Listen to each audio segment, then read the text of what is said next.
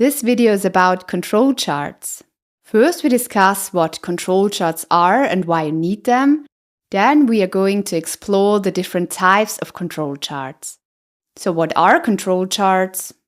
Control charts are a type of statistical process control tool used to monitor and control processes by tracking the performance of key variables over time. They help identify trends, shifts, or any unusual patterns that might indicate a problem with the process. Therefore, control charts give important information about the stability of the respective process. Depending on the format in which the data is available, different types of control charts will be used. To find out which one is right for you, you can use this decision tree. We will go through this decision tree in more detail later. Don't worry, it's not complicated. But what are control charts used for? To understand this, let's first look at an example of an X-bar R chart. Let's say we work in quality management at a fulfillment center. In a fulfillment center, products are stored, packed, and shipped to customers. The primary purpose of a fulfillment center is to ensure that orders are processed efficiently. Therefore, the stability of this process should be monitored. For this purpose, the time from order receipt to shipment is measured. So our objective is monitor the average processing time to ensure it stays within acceptable limits. Of course, we need data to monitor the process. To obtain data, we take a random sample of 5 orders per day. So at the first day, we measure the processing time of 5 orders. For example, the processing time for the first order was 12 minutes, the processing time for the second order was 14 minutes, and so on and so forth. Similarly, we measure the processing time on the second day, on the third day, and so on. Let's say we measure the times on a total of 25 days. But how do we get an X-bar chart with this data? To do this, we first calculate the mean values of the 5 orders from all 25 days. Now we can create the X-bar chart. To do this, we plot the 25 days on the x-axis and the mean values we just calculated on the y-axis. So we have the first point, the second, the third, and so on and so forth.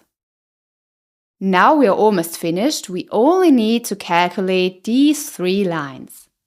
The center line is simply the mean value of all values. So we just calculate the mean value of all points. The red lines are the upper and lower limits. The upper control limit, UCL, is the threshold above the central line, usually set at 3 deviations from the mean. It indicates the upper boundary of process variation. The lower control limit, LCL, is the threshold below the central line, also set at 3 standard deviations from the mean. It represents the lower boundary of process variation. Note, there are different ways to calculate the sigma. Some are a more accurate approximation, others are a more straightforward way to calculate it. The simplest way to calculate sigma is to calculate the standard deviation of all data. In addition, keep in mind that there is a difference between control limits and specification limits. Control limits are based on process variability and statistical calculations, whereas specification limits are defined by customer requirements or engineering tolerances. Now we have the so-called X-bar chart. In most cases, the X-bar chart is extended by the R chart. R stands for range. To create the R chart, we simply calculate the range of each day. For example, on day 1, the lowest value is 12 and the highest is 15. So we get the range of 3. We can now plot these values 3, 3, 3, 5, and so on until the end 3. If you want to calculate an X-bar R control chart with data tab, simply copy your data into this table and click on Statistical Process Control. Now you only need to select the variables below, and you will get an X-bar R chart. Your data can also be available in such a format. Now we know what an X-bar chart is, but what about the other types? Let's start with the IMR chart. The IMR chart stands for Individual Moving Range Chart. But what is the difference with the X-bar R chart? In the case of the X-bar R chart, we have several observations at each point in time. If we do not have several observations at each point in time, but only one, we use an IMR chart. So to create the IMR chart, we simply draw the corresponding value at each point in time. Since we have only one value per point in time, we cannot calculate the range. Therefore, we use a moving range. In the moving range chart, we calculate and plot the difference between the consecutive points, such as the difference between two successive points. Between the first and second point, for example, we have a difference of 1. Between the second and the third point, we have a difference of 2, so we enter the point at 2 here. To create an IMR chart with Data tab, copy your measured values into this table again. If you now simply click on one variable, an IMR chart will be created automatically. Now that we've discussed the control chart for continuous data, what if we have discrete data? In the control charts of the discrete data, we look at the number of defects in a process. Here we differentiate between one defect per unit or several defects per unit.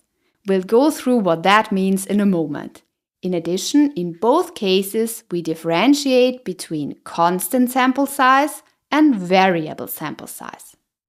Let's say you work for a company that manufactures light bulbs. Now you want to monitor the proportion of defective bulbs produced each day. To do this, you take a random sample of 10 light bulbs each day and count the number of defective light bulbs. The first day, 2 were defective, on the second, 1, on the third, 3, and so on and so forth. Okay, hopefully in reality, there are far fewer defects and the sample should therefore be larger. In this case, we have one defect per unit. A bulb is either defective or not, and we have a constant sample size. So we use an NP chart. So the NP chart is used to plot the defect counts over time to identify trends or shifts in a defect rate. On the first day, for example, 2 lamps were defective.